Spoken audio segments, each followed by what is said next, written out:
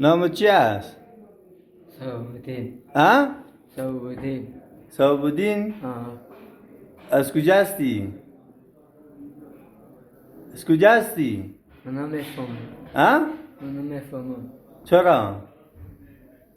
خانت کجا؟ خانت کجاست؟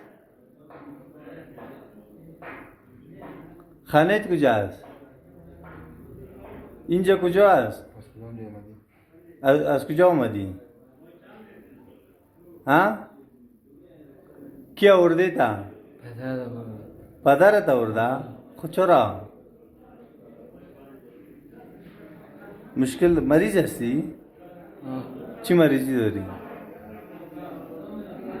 مشکل چی است؟ دزدی میکردی؟